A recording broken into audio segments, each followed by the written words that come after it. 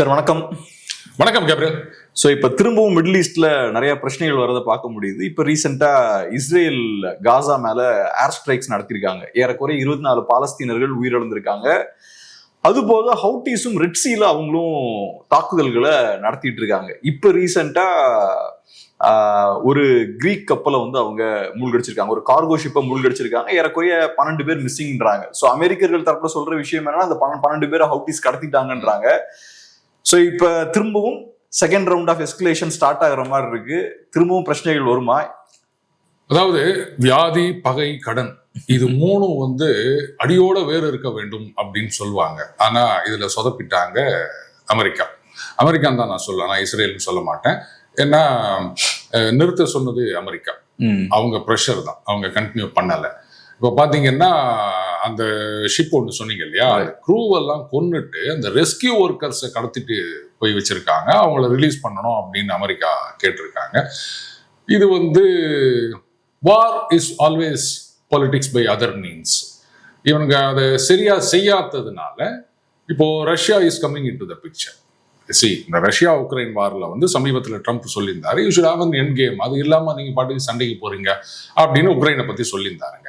ஒரு சண்டையை ஆரம்பிக்கிறோம், இல்ல சண்டை நம்ம மேல திணிக்கப்படுகின்றது அப்படின்னா இதுல ஒர்ஸ்ட் கேஸ் சினரியோ என்ன, பெஸ்ட் கேஸ் சினரியோ என்ன, எப்படி இதுல இருந்து வெளில வரலாம், எப்படி வர முடியும் அப்படின்ற பிளான் எல்லாம் இருக்கணும்.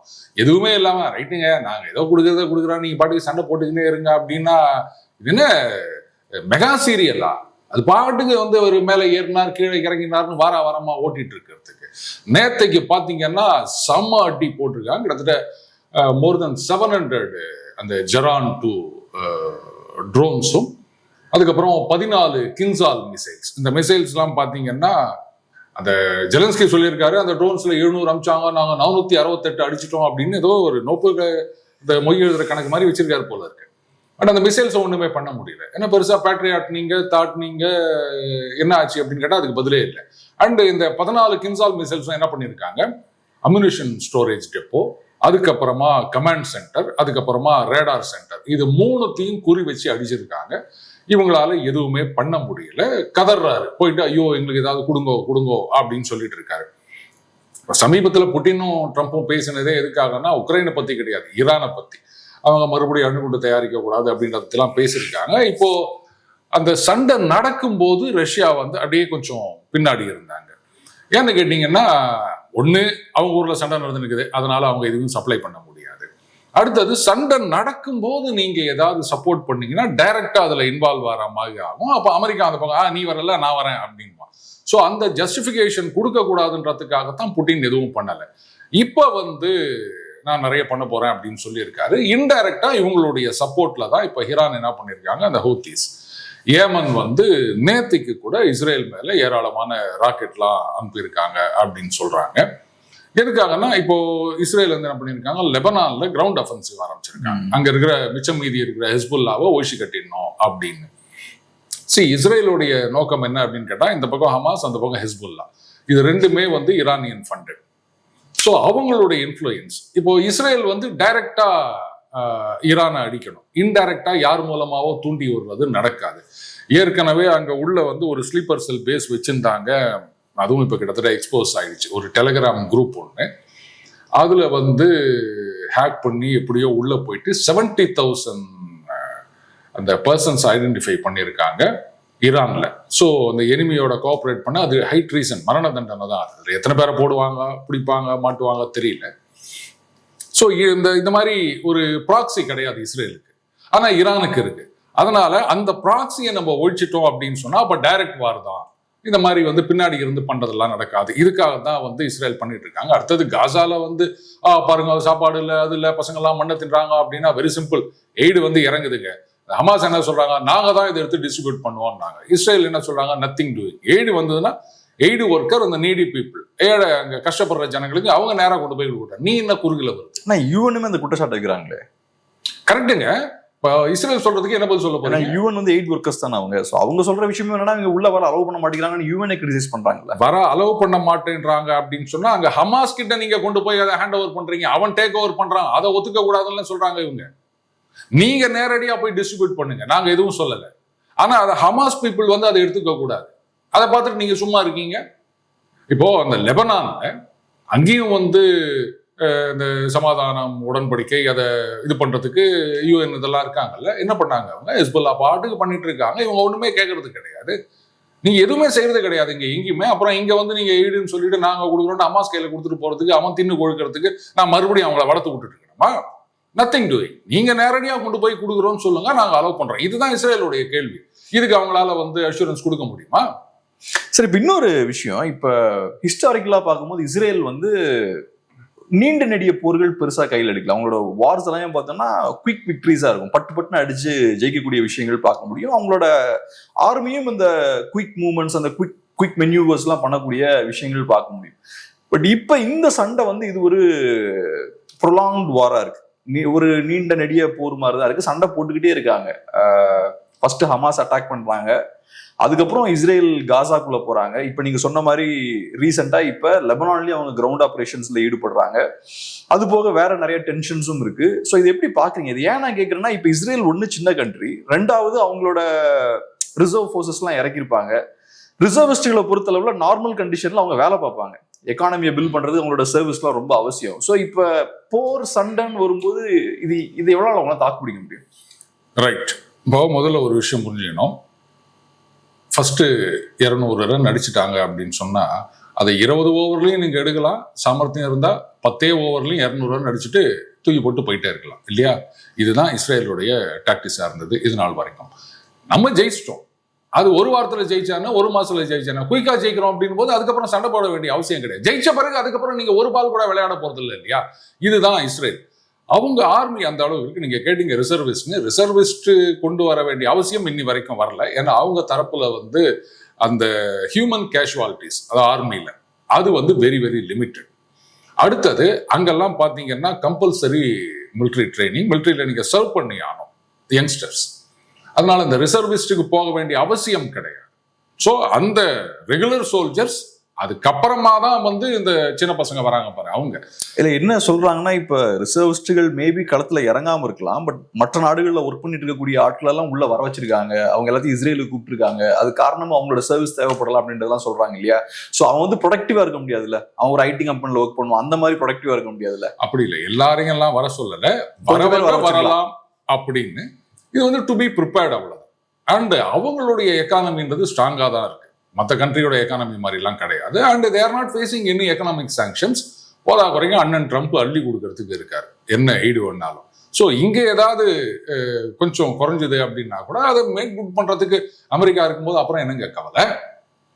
இப்போ இவங்க வந்து இந்த காசாலேயோ ஹிஸ்புல்லாலேயோ ஈரானுக்கு எதிராக நடந்த மாதிரி பெரிய அளவில் பண்ண முடியாது. ஏன்னா இங்க வந்து திக்லி பாப்புலேட்டட் ஏரியாஸ், இவங்க வந்து மோஸ்ட்லி அந்த ஜனங்க கூடயே இருக்காங்க. அப்படின்றதுனால வந்து கொஞ்சம் கேர்ஃபுல்லா தான் நடந்துக்கணும். அதனால தான் இது இவ்வளவு தூரம் இழுத்துட்டு போகுது.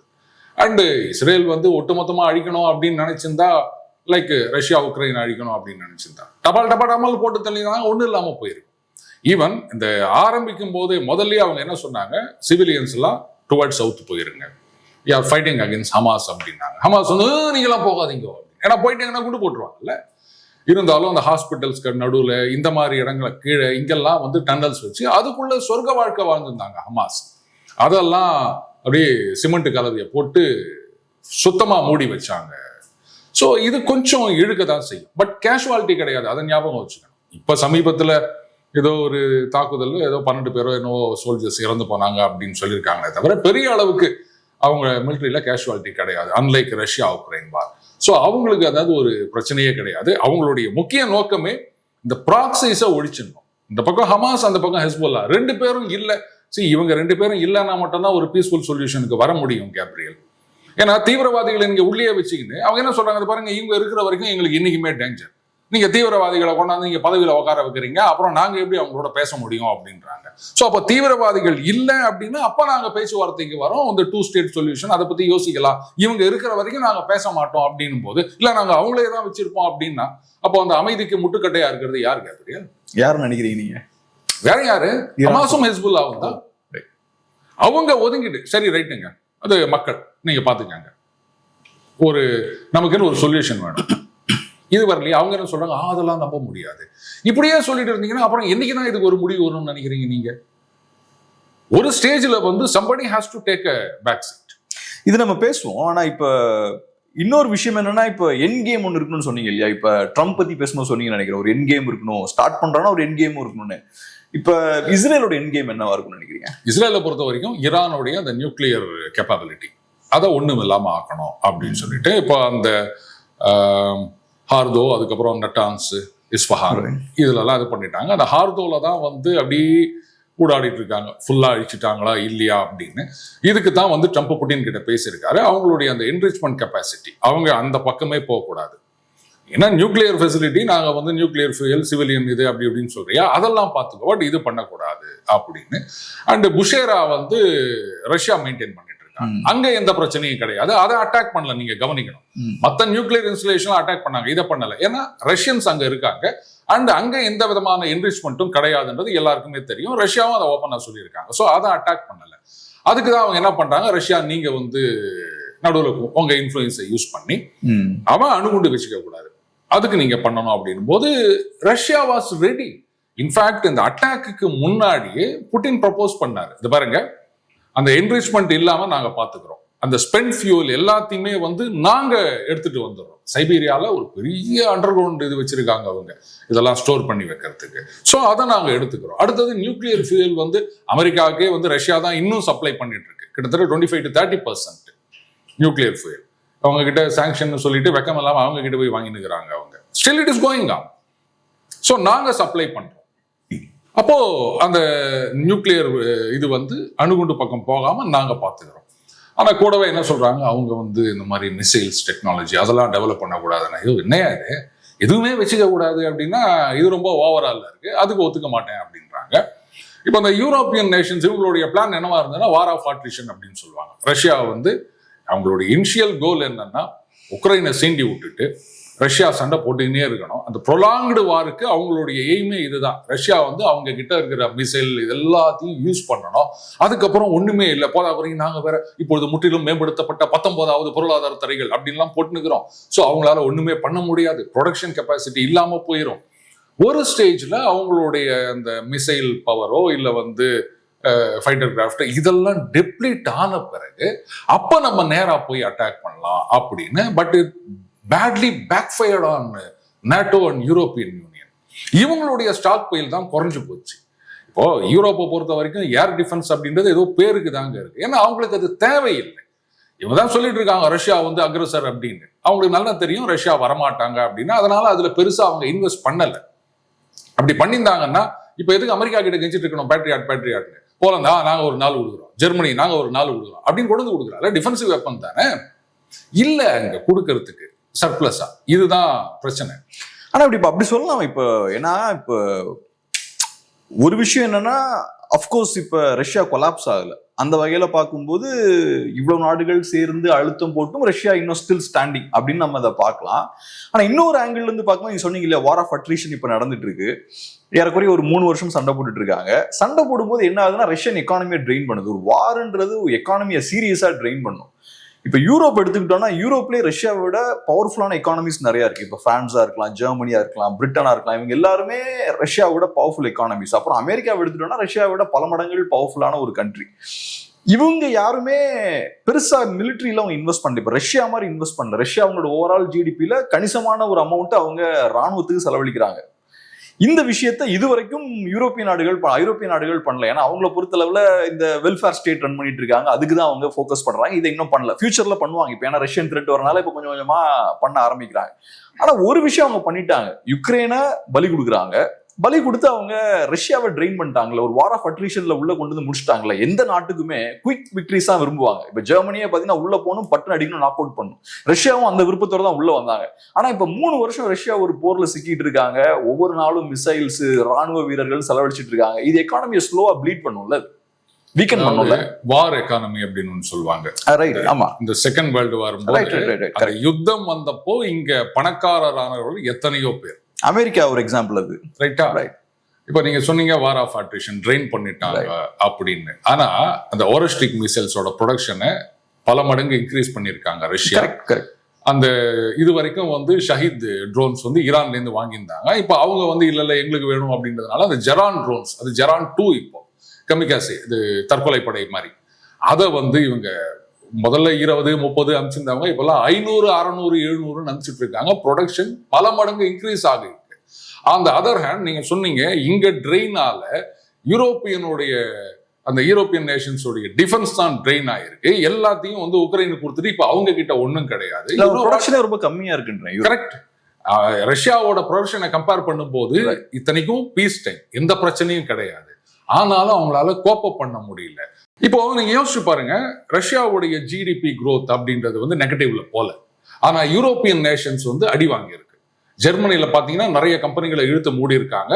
அண்ட் இன்ஃபிளேஷன் ஆக்ட் அப்படின்னு யூஎஸ்ல இருந்து வாங்க நாங்க உங்களுக்கு சலுகைகள்லாம் கொடுக்குறோம். இப்ப நம்ம வந்து 99 பைசாக்கு லீஸு கொடுக்குறோம் கம்பெனிகளுக்கு அப்படின்னு சொல்றது இல்லையா? அந்த மாதிரி அந்த இன்ஃபிளேஷன் ஆக்ட் அப்படின்னு நீங்க அங்கேருந்து மூவ் பண்ணி அமெரிக்காவுக்கு இங்க மேனுஃபேக்சரிங்க கொண்டு வந்தீங்கன்னா இவ்வளவு கன்செஷன் கொடுக்கணும்னு இத்தனைக்கும் ஃப்ரெண்ட்லி நேஷன்ஸ். அப்போ ஒருத்தர் கனிபலைஸ் பண்ணிட்டு இருக்காங்க. கரெக்டா? அப்ப அங்கேருந்து இங்க மூவ் ஆயிட்டு இருக்கு. அடுத்தது ஆயில் அண்ட் கேஸ். இது வந்து விலையேறி போச்சு. ஒழுங்கா இவன் சீப்பா கொடுத்துருந்தான், பைப்புல வந்திருந்தது. அதை வந்து இப்ப நீங்க வந்து ஷிப்ல வரணும் அப்படின்னு சொன்னா எவ்வளவு காஸ்ட்லி ஆகும்? எவ்வளவு தூரம் கட்டார்ல இருந்து வருது இல்லையா? போதாக்கு வரைக்கும் ட்ரம்ப் உட்காந்து என்கிட்ட இருந்து வாங்கிக்கோ. ஏய் எப்பா, உன்கிட்ட இருக்கிறத விற்கிறதுக்கு தான் இப்படி சண்டை ஊட்டி அப்படின்னு கேட்கறதுக்கு கூட அவங்களுக்கு தோணல. அப்போ இந்த நேரத்துல யூரோப்பியன் நேஷன்ஸோடைய எக்கானமி தான் வந்து கீழே போயிட்டு இருக்கே தவிர ரஷ்யாவோட எக்கானமி கிடையாது. அவங்களுடைய மாமூல் வாழ்க்கை அப்படியே போயிட்டு இருக்குங்க. என்ன ஒண்ணு அவங்களுடைய இந்த $300 பில்லியன் அந்த ஃபாரின் அசெட்ஸ் எல்லாம் ஃப்ரீஸ் பண்ணி வச்சுட்டாங்க. ஜெலன்ஸ்கி அதை கொண்டா அப்படின்னு கேட்டுட்டு இருக்காரு. சரி, பொருளாதார தடைகள் அப்படின்னு சொல்றீங்கல்ல, ரைட்டு. இது வரைக்கும் 18 தடவை பொருளாதார தடைகள் போட்டிருக்காங்க. ஏங்க தடவை போடும் போதே இது வேலையாகல அப்படின்னு சொன்னா அப்புறம் 2, 3, 4ன்னு 18 வரைக்கும் போட்டிருக்கீங்க. 18 பொருளாதார தடை போட்டு உங்களால ஒன்றும் பண்ண முடியல. யூனோவாட் இதுல என்னென்னலாம் எக்ஸம்ப்டட் ஐட்டம்னு எடுத்து பாருங்க. நீங்க பெல்ஜியம் பாருங்க, அந்த டைமண்ட் எல்லாம் விட்டுருங்க. ஏன்? இல்ல அது எங்களுக்கு அதுதான் மெயின் ட்ரேடு, அதனால அதை எக்ஸம் பண்ணிடுங்க. உன்னை இட்டாலியில இருந்து சார் இந்த குச்சி பிராண்ட் ஹேண்ட்பேகு, இது ஷூ, அதெல்லாம் விட்டுருங்க சார். ஏங்க சார், அது வந்து எங்களுக்கு ரொம்ப முக்கியம் சார் ட்ரேடு. பைத்தியகாரத்தனமா இல்ல? சோ ஒவ்வொருத்தரும் வந்து அவங்களுக்கு எது முக்கியமோ அதெல்லாம் ஒதுக்கிட்டு மற்றதுக்கெல்லாம் பொருளாதார தடை அப்படின்னா அப்புறம் அங்க என்ன நடக்குதுன்னு நினைச்சுன்னு. இந்த பொருளாதார தடைன்றது ஒரு கண் துடைப்பு தான். ஐரோப்பிய மக்களை ஏமாத்துறதுக்கான கண் துடைப்பு தான். இன்ஃபேக்ட் அது ரொம்ப சீரியஸாக அவங்கள இன்ஃபோர்ஸும் அது பண்ணல. ரெண்டாவது, ஐரோப்பிய நாடுகளை பொறுத்தளவுல பியூர் பிசினஸ் தான் அவங்களுக்கு. அவங்க இப்ப யுக்ரைனை உண்மையை சொன்னா பலிதான் கொடுத்துருக்காங்க. யுக்ரைனை யூஸ் பண்ணி அவங்க ரஷ்யாவை கவுண்டர் பண்ணிட்டு இருக்காங்க. அவங்க நினைச்சாங்கன்னா யுக்ரைனை நேட்டோல சேர்த்திருக்கலாம். பட் அவங்களோட விருப்பம் என்னன்னா யுக்ரைன் போனா போட்டும் அப்படின்ற மாதிரி பாக்குறாங்க. இல்ல கேப்ரியல், உக்ரைனை வந்து ஜஸ்ட் லைக் தட் நீங்க நேட்டோல சேர்த்துருந்தீங்க அப்படின்னு சொன்னா இமிடியட்டா ஒரு பெரிய அளவுல அடி வாங்கி இருக்கும் உக்ரைன். இந்த பேச்சு ஆரம்பம் தான் நடந்துட்டு இருக்கு. இல்ல இன்னி வரைக்கும் நீங்க ஒரு விஷயத்த புரிஞ்சுக்கணும். உக்ரைனை தரமட்டமாக்கணும் அப்படின்னு ரஷ்யா நினைச்சிருந்தாங்கன்னா அவங்க கிட்ட இருக்கிற மிசைல் கெப்பாசிட்டியை வச்சு ஒரே நாள்ல தரமட்டமாக்கி இருக்க முடியும். அவங்களுடைய எய்ம் அது கிடையாது.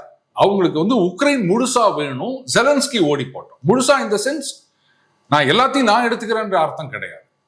2 கண்டிஷன். ஒன்னு, நேட்டோல சேரக்கூடாது. அடுத்தது ஜெலன்ஸ்கி அங்க விட்டு போனோம்.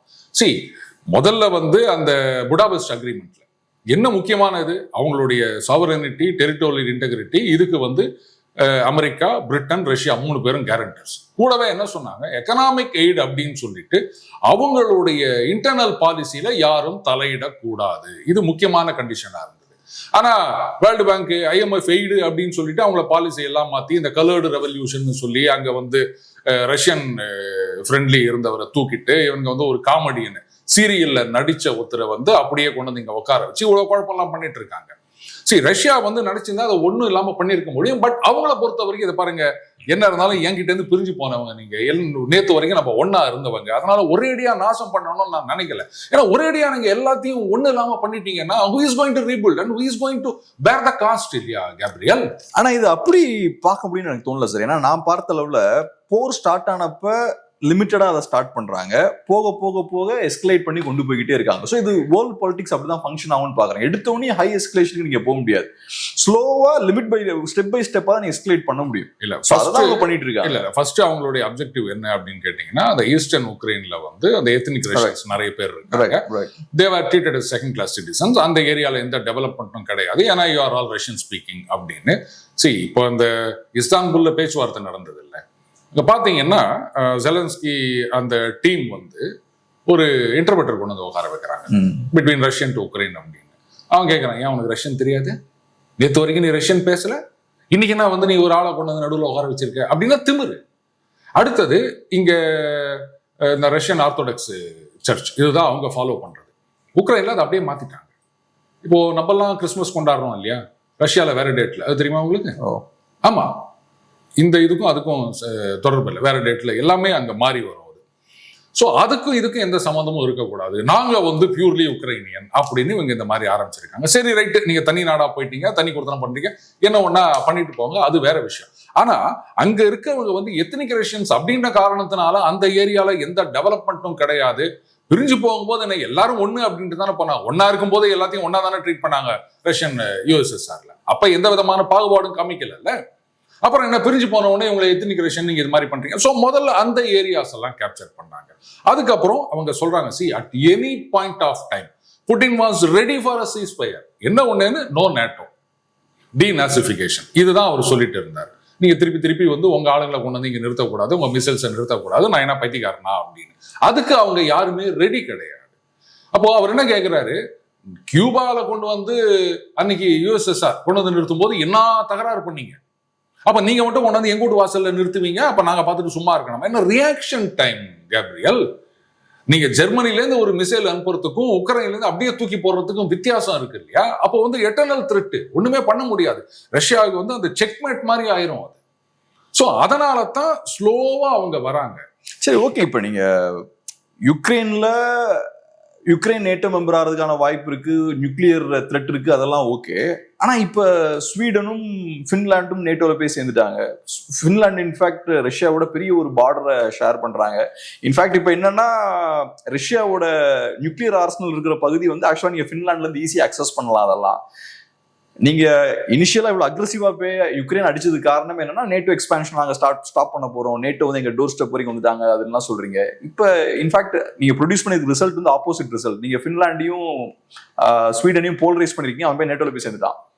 சரி, இந்த Finland, Sweden and Ukraine compare பண்ணுங்க. உக்ரைன்ல வந்து ஸ்ட்ராட்டஜிக் டெப்த் இருக்கு, பின்லாந்துல ஸ்வீடன்ல அது கிடையாது. சோ ஏதாவது அவங்க தகராறுன்னு வந்தாங்க, நான் நேட்டோல சேர்ந்துட்டேன், I am coming under US nuclear umbrella, இதெல்லாம் சொல்லிக்கலாம். ஆனா அந்த ஸ்ட்ராட்டஜிக் டெப்த் இல்லை அப்படின்றதுனால அமெரிக்கா வந்து உங்களை உசுப்பேத்தி விட்டு உங்க முதுகலை ஏறி நின்று குண்டு போடலாமே தவிர அவன் ரிட்டாலியேட் பண்ணான்னா உங்களால தாங்க முடியாது. ஒரு நாளைக்கு மேல உங்களால. நான் இதை ஏன் எஸ்பெஷலி பின்லாந்து நான் சொல்றேன்னா, குறிப்பா நம்ம பின்லாந்து ஸ்வீடன்லாம் எடுத்துக்கிட்டோம்னா செகண்ட் வேர்ல்டு வாருக்கு அப்புறம் டெட்லி நியூட்ரலா இருந்த கண்ட்ரிஸ் அவங்க. ஏன்னா அவங்களுக்கு தெரியும், தப்பா ஏதாவது ஒரு ஸ்டெப் எடுத்து வச்சோம்னா யூஎஸ்எஸ்ஆர் நம்மள நசுக்கிடுவான்னு தெரியும், அதுக்கப்புறம் ரஷ்யாவும் நம்மள அடிச்சு பேத்துவான்னு தெரியும். ஆனா எஸ்பெஷலி இப்ப ரஷ்யா யுக்ரைனை அட்டாக் பண்ணதுக்கு அப்புறம், அந்த வார் ஸ்டார்ட் ஆனதுக்கு அப்புறம் இவங்களுக்கு ஒரு தைரியம் வந்திருக்கு, இனிமேல் நம்மளால ரஷ்யானால நம்மள எதுவும் பண்ண முடியாது, ஏன்னா ஆல்ரெடி தே ஆர் ஆக்குபை, இன்னொரு வார் ஃப்ரண்ட்டை ஓபன் பண்ண முடியாதுன்னு தெரியும், பிளஸ் தே ஆர் வீக்கெண்ட்னு தெரியும், ரெண்டு சைடுல ரெண்டு எதிரியை மீட் பண்ண முடியாதுன்னு தெரியும். அந்த தைரியத்தை தான் அவங்க இது பண்றாங்க. நீங்க சொல்றீங்க தைரியம் வந்திருக்குன்னு, நான் இது வரைக்கும் பண்ணல. இல்ல, நான் சொல்றேன் பயம் வந்திருக்குன்னு சொல்றேன். அதனால போய் சேர்ந்தாங்க அப்படின்னு கூட வச்சுக்கலாம்ல. தைரியம் இருந்தது அப்படின்னு சொன்னா ரைட், இப்ப இருக்கிறத வச்சு நாங்களே மேனேஜ் பண்ணிக்கிறோம், நீ என்கிட்ட வந்து வாலாட்ட முடியாது அப்படின்னு இருக்கலாம்ல. பயம் வரும்போது தானே ஒரு தாதா பின்னாடி போய் நம்ம ஓடிக்கிறோம், இல்ல வேற யார் பின்னாடியாவது போறோம். இல்ல அப்படி பார்க்க முடியாது. ஏன்னா ரஷ்யாவோட ஸ்டாண்ட் என்னவா இருக்குன்னா, நீங்க நேட்டோல சேரக்கூடாது, தனியா இருக்கணும். நேட்டோ சொல்லலையே, எல்லா கண்ட்ரீஸுக்கும் அதுதான். இல்ல, நேட்டோவோட எக்ஸ்பான்ஷன் அவங்க அப்போஸ் பண்றாங்க. அவங்கள பொறுத்தளவுல நேட்டோ எக்ஸ்பேண்ட் ஆகக்கூடாது, அவங்க ஸ்டாண்ட். அதாவது அந்த யுஎஸ்எஸ்ஆர் உடைஞ்சு ரஷ்யா வரும்போது அப்போ வந்து அவங்களுக்குள்ள இருந்த அண்டர்ஸ்டாண்டிங் என்ன அப்படின்னா, டுவர்ட்ஸ் ஈஸ்ட் நேட்டோவோட எக்ஸ்பான்ஷன் கிடையாது. அது எதை குறிக்குது அப்படின்னு சொன்னா, ஹங்கேரி, போலந்து அப்படின்னு அதெல்லாம் வந்து erstwhile east European nations coming under communist control. So அங்கெல்லாம் வராதிங்க. அதுக்கப்புறம் சோவியத் ரஷ்யாலேருந்து வந்த ரிப்பப்ளிக்ஸ் இருக்கு இல்லையா, Estonia, Latvia, Lithuania, Kazakhstan, Kyrgyzstan, ஏகப்பட்டது இருக்கு, அங்க வராதிங்க, அதை அப்படியே ஃப்ரீஸ் பண்ணி வைங்க அப்படின்னு. ஆனா இதை ஒத்துக்கினாங்களா அமெரிக்கால? இன்ஃபேக்ட் ஒரு எக்ஸாம்பிள் சொல்றேன். இப்போ வந்து என்னன்னா, அமெரிக்கன்ஸ் வந்து மார்ஷல் பிளான் எல்லாம் கொண்டு வந்தாங்க இல்லையா, யூரோப்ல இருக்கக்கூடிய வேர்ல்டு வார் 2 அடி வாங்கின நாடுகளுக்குலாம் நிறைய பணம் இன்வெஸ்ட் பண்றாங்க. அந்த டைம் இன்ஃபேக்ட் பணம் வாங்கல பின்லாந்து. ஏன்னா அவங்களுக்கு என்னன்னா, நாங்க அமெரிக்காவோட அலைன் ஆகுறோம் அப்படின்ற ஒரு சிக்னலை ரஷ்யாவுக்கு நம்ம கொடுத்துடக்கூடாது, ஸோ நம்ம டெட்லி நியூட்ரலா இருக்கணும், இந்த சைடு நம்ம போயிடக்கூடாதுன்றதுல அவ்வளவு கவனமா இருந்தாங்க. அப்படி இருந்த ஒரு நாடு இன்னைக்கு நேட்டோவோட போய் சேர்ந்திருக்காங்க, கம்ப்ளீட்டா அந்த சைடு போய் சேர்ந்திருக்காங்க. நேட்டோவோட சேர்றாங்கன்னா you take a stand against Russia. சரி, போலந்து நேட்டோ மெம்பரா? போலந்து ரஷ்யா வந்து ஏதாவது பிரச்சனை பண்ணாங்களா? யார்கிட்டயுமே பண்ணல, யார்கிட்டயுமே பண்ணல. அப்போ உக்ரைன் கிட்ட மட்டும் ஏன் பண்றாங்கன்னு யோசிக்க வேணாமா? ஸ்வீடன் சேரக்கூடாதுன்னோ ஃபின்லாந்து சேரக்கூடாதுன்னோ சேர்ந்தா நான் சண்டை போடுவேன்னு ரஷ்யா சொல்லலை. அதே மாதிரி எத்தனையோ கண்ட்ரிஸ் சின்ன சின்ன எஸ்வைல் சோவியத் ரிப்பப்ளிக்ஸ் தான் நேட்டோவில் சேர்த்துக்கினாங்க. ஆனாலும் ரஷ்யா எதுவும் சொல்லலை. They are very particular about Ukraine.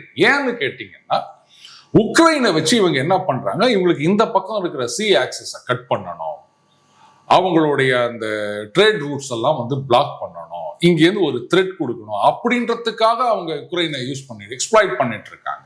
So அதனால தான் உக்ரைன் விஷயத்துல மட்டும் ரஷ்யா பர்டிகுலரா இருக்காங்க, நீ சேரக்கூடாது அப்படின்னு. மற்றவங்க எல்லாம் சேரும்போது எந்த பிரச்சனையும் பண்ணல. இப்போ ஃபின்லாந்து நான் தான் சொல்றேன், பயம்னு தான் சொல்லுவேன் நான். இது தைரியம்லாம் சொல்ல முடியாது. தைரியமா இருந்தா ரைட்டு, நீ யாரா இருந்தா எனக்கு என்னப்பா, நான் வந்து இது பண்ணுவேன்.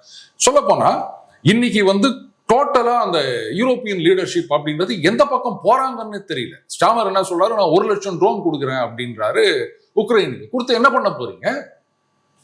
ஒன்னு அஃபென்சிவ் வெப்பன்ஸ் கொடுக்கணும். இந்த டாரஸ் அனுப்ப போறோம் ஜெர்மன்ல சொன்னாங்க. புட்டின் சொல்லிட்டாரு, டாரஸ் அனுப்பிச்சீங்கன்னா அவனால ஆப்ரேட் பண்ண முடியாது, உங்களால தான் வந்து ஆப்ரேட் பண்ணணும். அப்போ நீ வந்து சண்டை போடுற அப்படின்னு நான் திருப்பி அடிப்பேன் அப்படின்னோன்னு அது அப்படியே இப்படியே சொல்லிட்டு இருக்காங்க. இப்ப என்ன பண்ணிட்டாங்க, அமெரிக்கா கிட்ட பாருங்க, அந்த 2 பேட்டரிக்கு வந்து நாங்க காசு கொடுக்குறோம், நீங்க அனுப்புங்க அப்படின்னு. ஒரு வாரத்துக்கு முன்னாடி ட்ரம்ப் வந்து அதெல்லாம் இல்லைங்க, இஸ்ரேலுக்கு போனோம், எங்கிட்டீங்க இல்லை அப்படின்னாரு. இப்ப என்னடானா இல்ல, நிறைய அடி வாங்கிட்டு இருக்காங்க, டிஃபென்சிவ் வெப்பன்ஸ் ஏதாவது கொடுக்கணும் அப்படின்னு சொல்லிட்டு இருக்காரு. காரணம் என்னன்னா, இப்ப நீங்க சொன்னீங்க இல்லையா, அந்த வார் ஆஃப் அட்ரிஷன், இவங்க வந்து அவங்களுடைய மிசைல் எல்லாம் டெப்ளீட் ஆகட்டும், நம்ம அடிக்கலாம் அப்படின்னு சொல்லிட்டு இப்போ இது அவங்களுக்கு நடந்துட்டு இருக்கு, ஈரான், ஹூத்தி, ஏமன் மூலமா. ஆனா நான் எப்படி பாக்குறேன்னா, யூரோப்புக்கு வந்து அந்த வெப்பன்ஸ் ப்ரொடக்ஷன் இருக்குல்ல, அதுல அவங்க நினைச்சாங்கன்னா ரஷ்யாவை அவுட் ப்ரொடியூஸ் பண்ண முடியும். இப்ப ரஷ்யா ஒரு சின்ன எக்கானமி தான், யூரோப்பியன் எக்கானமிஸோட கம்பேர் பண்ணும்போது ரஷ்யா ஒரு சின்ன எக்கானமி தான், அமெரிக்காவோட கம்பேர் பண்ணும்போது ரஷ்யா ஒரு சின்ன எக்கானமி தான். ஆனா என்ன சிக்கல்னா, ஐரோப்பிய நாடுகள் வந்து ஒரு ஸ்லீப்பிங் ஜாயிண்ட். அவங்க வந்து பெருசா வார் மோட்ல இன்னும் இறங்கல. மிலிட்டரி ஸ்பெண்டிங் ரொம்ப ரொம்ப ரொம்ப கம்மியா இருக்கு. ரஷ்யாவோட மிலிட்டரி ஸ்பெண்டிங் ரொம்ப அதிகமா இருக்கு. இப்ப என்னன்னா, இப்பதான் அதை நோக்கி லைட்டா மூவ் ஆறாங்க. எல்லாமே ரொம்ப லிபரல் எக்கானமிஸ். அவங்க ரொம்ப லிபரலா சண்டையெல்லாம் வேண்டான்னு இருந்தவங்க இப்ப சண்டை ஆனதுக்கு அப்புறம் கொஞ்சம் கொஞ்சமா ஒரு வார் மோடுக்கு வராங்க. இப்பதான் அவங்க மிலிட்டரி ஸ்பெண்டிங்ஸை லைட்டா இன்க்ரீஸ் பண்றாங்க. இப்பவும் நிறைய நாடுகள் மிலிட்டரி ஸ்பெண்டிங்ஸ் எல்லாம் இன்க்ரீஸ் பண்றதுக்கு ரெடியா இல்லை. ஸோ நான் எப்படி பார்க்குறேன்னா, ஒன்ஸ் அவங்க அக்ரெசிவா மிலிட்டரி ஸ்பெண்டிங்ஸ்லாம் இன்க்ரீஸ் பண்ண ஆரம்பிச்சிட்டாங்கன்னா, ஃபியூச்சர்ல ரைட் விங் லீடர்ஸும் நிறைய பேர் வராங்க. அவங்கெல்லாம் தேர் மோர் அக்ரெசிவ். அவங்கெல்லாம் வரும்போது என்னன்னா, ஒன்ஸ் அந்த பாலிசியை மாத்திட்டாங்கன்னா ஒரு 4-5 இயர்ஸ்ல அவங்க மிலிட்டரி ப்ரொடக்ஷன் இன்க்ரீஸ் பண்ணலாம். ஆனால் மிலிட்டரி ப்ரொடக்ஷனை பொறுத்த லெவலில் குயிக்கா நாளைக்கு நம்ம இன்க்ரீஸ் பண்ண முடியாது. அதுக்கான டைரக்ஷன் நீங்க செட் பண்ணி மினிமம் ஒரு 5 இயர்ஸ் ஆகும். ஆனா ஒரு 5 இயர்ஸ் டைம்ல அவங்களுக்கு ஒரு அட்வான்டேஜ் இருக்குன்னு தான் நான் பாக்குறேன். அவங்க நினைச்சாங்கன்னா அவங்க ரஷ்யாவோட பல மடங்கு அதிகமாக ப்ரொடியூஸ் பண்ண முடியும். இங்கதான் ஏகப்பட்ட சிக்கல் இருக்கு கேப்ரியல். நம்பர் 1, ட்ரம்ப் என்ன சொல்லியிருந்தாரு, 3.5% of GDP will have to spend on defense அப்படின்னாரு. இப்போ அது 5% வரைக்கும் இன்க்ரீஸ் பண்ணியிருக்காரு. அண்ட் ஜெர்மனி, பிரான்ஸ் இவங்கெல்லாம் என்ன பண்ணியிருக்காங்க, ஏதோ 400 பில்லியன் to 800 பில்லியன் ஒரு கார்பஸ் இதை ஸ்பெண்ட் பண்ணணும் over period of 10 to 20 years அப்படின்லாம் சொல்லியிருக்காங்க. சரி, இப்போ அவங்க என்ன ப்ரொடியூஸ் பண்றாங்க அப்படின்னா, ஜெர்மனை பொறுத்த வரைக்கும் you can say சப்மரின் சொல்லலாம், பிரான்ஸை பொறுத்த வரைக்கும் ஃபைட்டர் கிராஃப்ட் அப்படின்னு சொல்லலாம். அதே மாதிரி யூகேக்கு தனியாக இப்படி எல்லாம் இருக்கு. அண்ட் யூகேவுடைய நேவியோடைய ஸ்டேஜ் என்ன தெரியுமா? இப்ப ரொம்ப வீக்கா இருக்கு நேவி. அஃப்கோர்ஸ் யூஸ்ல வீக்கா இருக்கு. கேனிபாலைஸ் பண்ணிட்டு இந்த ஏர்கிராஃப்ட் கேரியர்ல இருந்து பாட்டா புடுங்கி, இப்ப நம்ம அந்த பழைய வண்டி எல்லாம் ஷெட்ல கொண்டு போய் கொடுத்தா வேற வண்டியில இருந்து பார்ட்ஸ் இல்லாம புடுங்கி போடுவாங்க பாருங்க. அந்த மாதிரி பண்ணிட்டு அவங்களுக்கு இப்ப நிறைய அட்மிரல்ஸ் எல்லாம் இருக்காங்க, ஆனா கப்பல் தான் இல்ல. இஷ்யூ இஸ், என்ன ப்ரொடியூஸ் பண்ண போறீங்க நீங்க? மிசைல்ஸா? அந்த மிசைல்ஸ் அப்படின்னு சொன்னா அதெல்லாம் மோனோபோலின்னா இங்க McDonnell Douglas, Raytheon, Lockheed Martin, American companies. எப்படி அவங்களோட போட்டி போட்டுட்டு யூரோப்ல நாங்க மிசைல் தயாரிக்கிறோம் அப்படின்னு சொன்னா அண்ணன் ட்ரம்ப் விட்டுருவாரு, நீ அதெல்லாம் தயாரிக்கிற. பிரான்ஸ் எல்லாம் பண்றாங்க இல்லையா? பண்றாங்க, வெரி லிமிட்டட் மாஸ் ப்ரொடக்ஷன் அப்படின்னு போயிட்டு இவங்க வந்து அந்த இப்போ ஒரு 1.5% 2% ஸ்பெண்ட் பண்ணிட்டு இருக்காங்க. இது 5% அப்படின்னும் போது அவங்க ஜிடிபி வைஸ் பார்க்கும்போது அது அதிகமான பணம். அப்போ அந்த பணத்தெல்லாம் பிரெஞ்சு மிசைல் கம்பெனிஸ் ஆட்டையை போடுன்னு சொன்னா ட்ரம்ப் சும்மா இருப்பாரா? கான்ஃபிளிக்ட் ஆஃப் இன்ட்ரெஸ்ட் கேப்ரியல், இதுதான் அவங்களுடைய சிக்கலே. இப்போ அது பேர் எனக்கு மறந்து போச்சு, கிரிப்பர். அந்த ஃபைட்டர் கிராஃப்ட் சேலே இல்லை. 2007 இருந்து என்ன பண்றதுன்னு தெரியாம உட்காந்துட்டு இருக்காங்க. அது ஈஜிப்துல வந்து ஏதோ ஆர்டர் கொடுத்தாங்க, அவங்களுக்கு மட்டும்தான் கடைசியா ஏதோ பண்ணாங்க. ஈஜிப்டா டர்க்கியா, sorry I don't exactly remember. இது மட்டும் தான் பண்ணாங்க. அதுக்கப்புறமா வந்து சேலே இல்லாம உட்காந்துட்டு இருக்காங்க. நல்ல ஃபைட்டர் தான். காரணம், யூரோப்பியன் நேஷன்ஸை வாங்குறது இல்லை அப்படின்னா நல்லா இல்ல, காசு அதிகம்ன்றதுனால கிடையாது. அங்கேருந்து அங்கிள் சாம் நீ ஏன் அதெல்லாம் வாங்குற, F-35 வாங்கி. அதுல என்னன்னா அந்த கோடு இருக்கு, டேட்டாபேஸ்குள்ள நுழைஞ்சி அவங்க வந்து அப்டேட் பண்ணணும், இதெல்லாம் இருக்கு. திடீர்னு வந்து அவங்க வந்து அப்டேட் பண்ணல அப்படின்னு சொன்னா உங்களால பெருசா ஒன்றும் சண்டை போட முடியும். F-35ல இதுதான் பிரச்சனையே. ஆனாலும் அவங்க கிட்ட தான் வாங்கணும் அப்படின்னு சொல்றாங்க. அப்ப நீங்க வந்து என்னத்தை ரேம்ப் அப் பண்ணுவீங்க? மறுபடியும் அமெரிக்கா இன்க்ரீஸ் பண்ணணும், அதை வாங்கணும். ஒரு 5% நீங்க பண்ணணும் அப்படின்னு இதுல 2 விஷயம் இருக்கு கேப்ரியல். ஒண்ணு வந்து இவங்க இதை இன்க்ரீஸ் பண்ணிட்டாங்கன்னு சொன்னா கிட்டத்தட்ட $800 பில்லியன் வந்து ஸ்பெண்ட் பண்ணிட்டு இருக்காங்க டிஃபென்ஸுக்கு. இந்த நேட்டோல மேஜர் ஸ்பெண்டிங் யாரு அப்படின்னா US மட்டும்தான். அவன் என்ன சொல்றான், டேய் உங்களுக்காக தானடா நான் இங்க வந்து தாதா வேலை பார்த்து நிக்கிறேன், அப்ப நீங்க அதுக்கு காசு கொடுங்க அப்படின்றாங்க. சோ இப்ப அவங்க பர்சன்டேஜ் இன்க்ரீஸ் பண்ணா அந்த பெரிய அமௌண்ட் வந்து இந்த US உடைய ஸ்பெண்டிங்க குறைக்கும். ஆர்ம்ஸ் ப்ரொடக்ஷனுக்கு அத்தனையும் நீங்க அனுப்ப முடியாது. அடுத்தது இந்த மாதிரி மிசைல் ப்ரொடக்ஷன் எதுவா இருந்தாலும் அவர் சொல்லாரு, நீங்க எல்லாம் ஒன்னும் பண்ணாதீங்க, நான் பண்றேன், என்கிட்ட இருந்து வாங்கிக்கங்க அப்படின்வாரு. இப்ப இவ்வளவு நடந்துட்டு இருக்கு. அவங்களுடைய பேட்ரியாட் சப்ளை பண்ண முடியல கேப்ரியல், 25% வந்திருக்கு அப்படின்னு ஒரு செய்தி கூறுகிறது. அது எந்த அளவுக்கு ஃபேக்ட் அப்படின்னு சொல்ல முடியாது. But they are not able to supply. டெஃபினட்டா அமெரிக்கா என்ன இப்ப நிறைய மல்டிபிள் வார் ஃப்ரண்ட்ஸ் இருக்கனால அவங்களுக்கு டெஃபினட்டா சப்ளை பண்ண முடியாது. ஆனால் ரஷ்யா இதெல்லாம் கணக்கு பண்ணிட்டு தான் கரெக்டா ஒரு காரியத்தில் இறங்குறாரு. ஒரஸ்டிக் மிசைல்ஸ் அதுல வந்து MIRV multiple independently targetable reentry vehicle அப்படின்னு சொல்லிட்டு அது வந்து அரௌண்ட் 6 to 10 இருக்கு. ஸோ அது வந்து ஹைப்பர்சானிக் ஸ்பீட்ல வரும், மெனூரபிள் இருக்குது. அது கடைசியா கோன் இருந்து அதுல இருந்து 6 இண்டிபெண்டன்ட் இது வரும்போது 6 இடத்துல போய் தாக்கும். அவங்களால ஒண்ணுமே பண்ண முடியாது. It cannot be intercepted by your Patriot or that. அதனுடைய ப்ரொடக்ஷன்லாம் வந்து பல மடங்கு இன்க்ரீஸ் பண்ணிட்டு இருக்காரு. உங்களால பண்ண முடியுதா? நீங்க சொல்றீங்கல்ல ரஷ்யன் எக்கானமி ட்ரைனிங் அப்படின்னு, ஜிடிபி அப்படி சொல்லலையே, வேர்ல்டு பேங்க் அப்படி சொல்லல. நான் சொல்றேன் இப்ப என்னன்னா, இப்ப ரஷ்யாவை பொறுத்தளவுல இன்னைக்கு அஃப்கோர்ஸ் நீங்க சொன்ன மாதிரி அவங்க ஒரு அட்வான்டேஜ் இருக்கு. ஏன்னா ஒரு வார் எக்கானமி மாதிரி அவங்க ஃபங்க்ஷன் ஆயிட்டு இருக்காங்க. இதுக்கு அவங்க 15 இயர்ஸா ப்ரிப்பேர் ஆயிருக்காங்க. பட் யூரோப்பியன்ஸை பொறுத்தளவு அவங்க இதுக்கு ப்ரிப்பேரே ஆகல. இன்ஃபேக்ட் அவங்களோட விருப்பம் என்னன்னா முடிஞ்ச அளவுக்கு தள்ளி போட்டுக்கிட்டே போகலாம் அப்படின்றதான் விருப்பம். இப்ப வேற வழியே இல்லாம வழிக்கு அவங்க வராங்க. ஏன்னா லிபரல் லீடர்ஸை பொறுத்தளவுல வெல்ஃபேருக்கு தான் அவங்க முக்கியத்துவம் கொடுப்பாங்க. ஒரு லிபரல் எக்கானமியாவே இதை வச்சுக்கலாம் தான் அவங்க முயற்சி பண்ணுவாங்க. ஆனா என் பாயிண்ட் என்னன்னா, இப்ப ரஷ்யா எவ்வளவு ஸ்பெண்ட் பண்ணுவாங்க நினைக்கிறேன்? மேபி 10% ஸ்பெண்ட் பண்ணுவாங்களா, 10க்கு மேலே ஸ்பெண்ட் பண்ணுவாங்கன்னு நினைக்கிறேன் இப்ப அவங்க டிஃபென்ஸுக்கு. என்னோட பாயிண்ட் என்னன்னா, யூரோப்பும் அமெரிக்காவும் ரஷ்யா மாதிரியே 10% ஸ்பெண்ட் பண்றாங்கன்னா ரஷ்யாவை விட 20 மடங்கு அதிகமா அவங்க பணத்தை மொபிலைஸ் பண்ண முடியும், 20 மடங்கு அதிகமா அவங்களுக்கு ஆயுதங்களை மேனுஃபேக்சர் பண்ண முடியும். டிமாண்ட் கிரியேட் சப்ளைம்பாங்க இல்லையா? ஸோ ஒன்ஸ் நமக்கு டிமாண்ட் இருக்கு, ஆயுதங்கள் தேவை, அதுக்கான பணமும் இருக்குன்னா அஃப்கோர்ஸ் அமெரிக்கன்ஸ் வந்து ரேம்ப் அப் பண்ணுவோம். அவங்களோட வெப்பன்ஸ் ப்ரொடக்ஷன்லாம் குயிக்கா பட்டு இன்க்ரீஸ் பண்ண முடியும். இப்போ வேர்ல்டு வார் டைம்ல என்ன ஒரு 3 இயர்ஸ்ல கடன் இன்க்ரீஸ் பண்ணாங்க. இன்னைக்கு அது பண்ணுவாங்க. ஆனா இப்ப என்ன ஆகுதுன்னா, அந்த டிமாண்ட் இன்னும் கிரியேட் ஆகல. இன்னும் லிபரல் எக்கானமிஸ் வந்து இன்னும் வழிக்கு வரல. அவங்க கொஞ்சம் அப்படியே இப்போ கொஞ்சம் கொஞ்சமா அக்ரெசிவ் ஆகுறாங்க. ஒன்ஸ் இந்த டிஃபென்ஸ் ஸ்பெண்டிங்லாம் 5%க்கு மேல ஏத்திட்டாங்கன்னா கையில பணம் வந்துடும். அப்புறம் ஆட்டோமேட்டிக்கா டிமாண்ட் கிரியேட் ஆகும். சப்ளை எங்க இருந்தாவது வராது, யூரோப்ல இருந்தும் வரலாம், அமெரிக்கால இருந்தும் வரலாம். அது பெரிய விஷயம் இல்லை. பணத்தை மொபிலைஸ் பண்ணிட்டாங்கன்னா ஆயுதங்களோட மேனுஃபேக்சரிங் வந்துடும். ஒன்ஸ் அது நடக்க ஆரம்பிச்சிருச்சுன்னா ரஷ்யா ஒரு நாடுனால அதை பண்ண முடியாது. இந்த லாஸ்ட் 15 இயர்ஸா ரஷ்யா ஏன் ப்ரிப்பேர் ஆகுறாங்கன்னா, ரஷ்யாவுக்கு ஒரு பெரிய த்ரெட் இருக்கு. சுத்தி நேட்டோன்ற ஒரு பெரிய த்ரெட் இருக்கு. ரஷ்யா அதனால எப்பவுமே வார் மோட்ல தான் இருந்திருக்காங்க 15 இயர்ஸ். அவங்க ஏகப்பட்ட நியூக்ளியர் ஆர்சனல் வச்சிருக்காங்க, மிசைல்ஸ், ஏர் டிஃபென்ஸ்லாம் வச்சிருக்காங்க. இது நேட்டோவுக்கு தேவையில்லை, இன்னைக்கு தேவை வருது. ஸோ அவங்க அது பண்ணுவாங்க ஃபியூச்சர்ல டெஃபினட்டா. சரி, முதல்ல ஒரு விஷயம், இந்த லிபரல் லீடர்ஸ் அப்படின்னு சொன்னீங்க. I am sorry, they are not liberal. Okay, அந்த கருத்து சுதந்திரம் அப்படின்னு மத்தவங்களுக்கு தான் கதை சொல்லிட்டு இருப்பாங்க. அந்த நாடுகள்ல என்ன நடக்குது அப்படின்றது உலகத்துக்கே தெரியும். அதுல போலித்தனம்லாம் இருக்கும். அதெல்லாம் they are now extreme left. They are not liberals and left can never be liberal. அதனால இவங்க வந்து இப்ப லெஃப்ட் லிபரல்னு ஒன்னு காயின் பண்ணி வச்சிருக்காங்க. Left can never be liberal. என்னோட ஒரே பாயிண்ட் என்னன்னா, இவங்க சண்டைக்கு பிரயோஜனம் இல்லாத அப்படி இல்லை. நீங்க சொன்னீங்க ஒன்னு ஸ்லீப்பிங் ஜெயண்ட் அப்படின்னு. அந்த தூக்கத்துல இருந்து எழுந்துக்கிறதுனா சோம்பல் முறிக்கிறதுக்கே ரொம்ப நாள் ஆகும். நம்பர் 1. அடுத்தது 3 வருஷமா நடந்துட்டு இருக்கு. இவ்வளோ காலத்துல ஒரு பாடம் கத்துக்கலையா? அவங்க எதிர்பார்த்தது என்னன்னா, இவங்களுடைய ரிசோர்சஸை டெப்ளீட் பண்ணணும் அப்படின்னு. அது நடக்கல. இவங்களுடைய அந்த எக்கனாமிக் சாங்ஷன்ஸ் எல்லாம் வந்து ரஷ்யாவுடைய எக்கானமியை கிரிப்பிள் பண்ணும் அப்படின்னு நினைச்சாங்க. On the other hand European economy தான் அடி வாங்கியிருக்கு. அது நல்லாவே தெரியுது. Because of increased cost of oil and gas. அவங்க கம்பெனி எல்லாம் இப்ப நிறைய இழுத்து மூடிட்டு இருக்காங்க. ஜெர்மனியில் இன்னொன்னு சைனீஸ் காம்படிஷன். இந்த டியூக்கா இருக்கட்டும், டுகாட்டி, இந்த மாதிரியான யூரோப்பியன் பிராண்ட்ஸ் இருக்கு இல்லையா, அந்த மோட்டார் சைக்கிள் பிராண்ட்ஸ் எல்லாம் வந்து சைனீஸ் காம்படிஷன் அவங்களால தாக்கு பிடிக்க முடியல. ஸோ ஆர்டிஃபிஷியல் பேரியர்ஸை கொண்டு வராங்க. அப்படி கொண்டு வந்தாலும் அவங்களால ஒரு அளவுக்கு மேல பண்ண முடியல. And they are not able to decouple from Chinese products. இப்ப சைனா நேரடியாவே சொல்லிட்டாங்க, we will not allow Russia to be a loser in Ukraine war அப்படின்னு. இது நாள் வரைக்கும் சொல்லாம இருந்தாங்க, இப்ப டைரக்டா சொல்லியிருக்காங்க. ஏன்னா ரஷ்யாவை தோக்கடிச்சுட்டாங்க அப்படின்னு சொன்ன, see that is impossible, that is secondary. ரஷ்யாவை இவங்க கண்டெயின் பண்ணிட்டாங்க ஹைபோதெட்டிக்கல் சிச்சுவேஷன்ல அப்படின்னு சொன்னா அடுத்தது சீனாவுக்கு தான் வருவாங்க. அதனால நீ அங்கேயே சண்டை போட்டுட்டு இந்த பக்கமே வரக்கூடாது. So it is in China's interest. True. அதனாலையும் இவங்களால அதை ஒன்றும் கண்டெயின் பண்ண முடியாது. அடுத்தது இப்ப நீங்க சொன்னீங்க ரைட்டிஸ்ட் லீடர்ஸ் அப்படின்னு சொல்லிட்டு, சொல்ல போனா யூரோப்ல இருக்க நிறைய ரைட்டிஸ்ட் லீடர் வந்து they are in favour of Russia. Russia wanted to join NATO at one stage.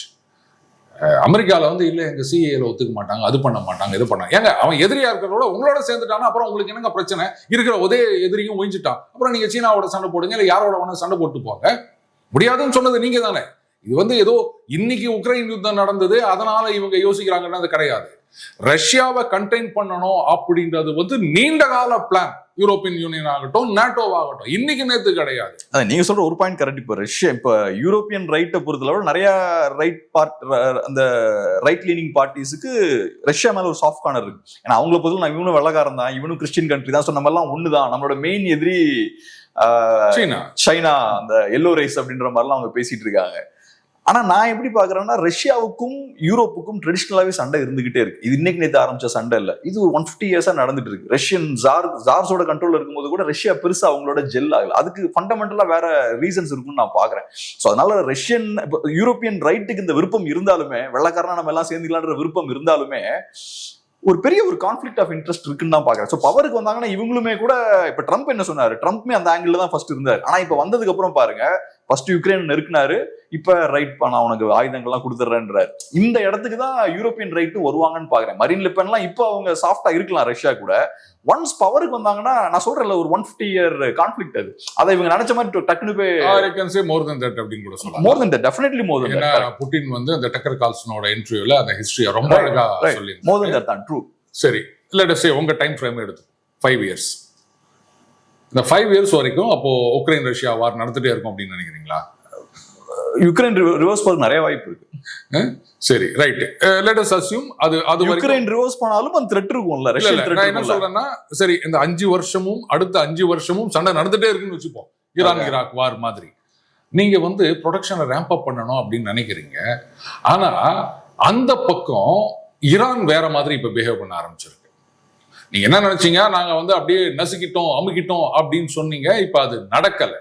நாங்க வந்து பண்ணுவோம், உன்னால என்ன முடியுமோ பண்ணிக்கோ, இனியும் ஒரு தடவை நீ வந்தியானா இந்த தடவை வந்து பலமா இருக்கும் அடி அப்படின்னு கமேனி த்ரெட்டன் பண்ற அளவுக்கு இருக்கு. அடுத்தது இப்ப ஏமன்ல இருந்து ஆரம்பிச்சிட்டாங்க. இதுவும் வார் ஆஃப் அட்ரிஷன். நீங்க எப்படி இங்க உக்ரைன் மூலமா நோண்டி விடுறீங்களோ அதே மாதிரி நான் அங்க இருந்து நோண்டி விடுறேன். இதுலதான் பாத்தீங்கன்னா சிரியா லெபனானோட அந்த ஆப்ரகாம் அக்கார்ட், இதுல வந்து சவுதி கொண்டு வரணும் அப்படின்லாம் அவர் பார்த்துட்டு இருக்காரு. ஸோ தட் இதையெல்லாம் பண்ணணும்னு. But what about Yemen, what about Houthis, you cannot control them. அவங்க அடி அடி நடிச்சிட்டு இருக்கான், போட்டு ஷிப்பா கொடுத்துட்டு இருக்காங்க. அது 2வது 3வது ஷிப். இது it's not a first one. என்ன பண்ண முடியும் உங்களால? அது மட்டும் இல்ல, they are able to penetrate even US aircraft கேரியரோட டிஃபென்ஸ். இதுக்கு என்ன பண்ண போறீங்க நீங்க? சாதாரண ஒரு rebel group, they are not even a country. அவங்களே வந்து 2 கிராஃப்ட் லூஸ் பண்ணிட்டாங்க அமெரிக்கா ஏர்கிராஃப்ட் கேரியர்ல, தெரியும்ல? ஏன்னா ஒரு ஹார்ட் டர்ன் பண்ணிருக்காங்க. ஹார்ட் டர்ன் பண்ணிருக்காங்க அப்படின்னா ஏதோ இன்கமிங் மிசைல் வந்திருக்கு, அதை ஹிட் ஆகக்கூடாதுக்காக ஹார்ட் டர்ன் பண்ணிருக்காங்க. அப்போ உங்களுடைய அந்த லேண்ட் டிஃபென்ஸ் எல்லாம் என்ன ஆச்சு? சாதாரண ரெபல்ஸ் கிட்டயே தோத்து போயிடுச்சு. அவங்களுடைய ஏர்கிராஃப்ட் கேரியர் 11ல 6 தான் சர்வீஸ்ல இருக்கு, மீதி 5 சர்வீஸ்ல இல்லை. எல்லாம் இந்த மாதிரி பண்ணிட்டு இருக்காங்க. அப்புறம் வந்து 5 வருஷத்துல நாங்க ப்ரொடக்ஷனை இன்க்ரீஸ் பண்ணுவோம்னா, சரி 5 வருஷத்துல முன்னும் பல இடத்துல இவர் மூட்டி விடுவாரு சண்டை. அப்ப அதுக்கு என்ன பண்ண போறீங்க? அப்ப நீங்க புதுசா ப்ரொடியூஸ் பண்றதெல்லாம் புது தியேட்டர் ஆஃப் வார் வரும், அங்க நீங்க யூஸ் பண்ணணும். நீங்க இந்த மாதிரி ஒரு வார் ஆஃப் அட்ரிஷன் ஸ்ட்ராட்டஜி கொண்டு வந்தீங்கன்னா, ஏன்னா புட்டின் வந்து ஒண்ணுமே தெரியாதவரா, எத்தனை வருஷமா அவர் வந்து ஸ்பை சீஃபா இருந்து இந்த இடத்துக்கு வந்திருக்காரு. ஸோ நீங்க இங்க கொண்டு வந்து நிறுத்துறீங்கன்னா, இன்னொரு இடத்துல உங்களுக்கு செக் வைக்கிறதுக்கு செஸ்ல வந்து ரஷ்யன்ஸ் ரொம்ப கிரேட்டா இருந்தாங்க ஒரு காலத்துல, அவருக்கு தெரியாதா? இப்ப இதை ஒட்டி கடைசியா இந்த இஷ்யூல ஒரே ஒரு கொஸ்டின். இப்ப இஸ்ரேல் வந்து அமெரிக்காவுக்கு ஒரு அசர்ட்னு பாக்குறீங்களா, லயபிலிட்டின்னு பாக்குறீங்களா? பட் எனக்கு என்னவோ இப்ப இஸ்ரேல் வந்து அமெரிக்காவை ஒரு லைபிலிட்டின்னு பாக்குற மாதிரி தான். இஸ்ரேல் அமெரிக்காவை லைபிலிட்டி பாக்குதா? எஸ். ஏன்னா இது வாங்குற காசை வாங்கிட்டு அமெரிக்காவை லைபிலிட்டி வர பாக்குறாங்க. நான் எதுக்கு சொல்றேன் அப்படின்னா, இந்த இதுல அவங்களுடைய எண்ட் கேம் அப்படின்றத அந்த ஹார்தோ ஃபெசிலிட்டியை ஒண்ணு இல்லாம பண்ணணும் அப்படின்னு ஆக்சுவலா ஸ்ட்ராட்டஜிக்கலா they allowed Iran to shift all the nuclear material. ஏன்னா அது இருக்கும்போது நீங்க அந்த சென்ட்ரிஃபியூஜ் எல்லாம் அட்டாக் பண்ணியிருந்தீங்கன்னு சொன்னா ரேடியேஷன் வந்திருக்கும், ஒரு பெரிய டேமேஜ் ஆயிருக்கும். ஆனா அந்த ரேடியேஷன் எந்த பக்கம் பரவும்லாம் சொல்ல முடியாது. சோ அதனால அவங்க சமிக்ஞைகள், குறியீடுகள், தமிழ் சினிமால சொல்ற மாதிரி அதெல்லாம் கொடுத்துட்டு waiting for them to relocate.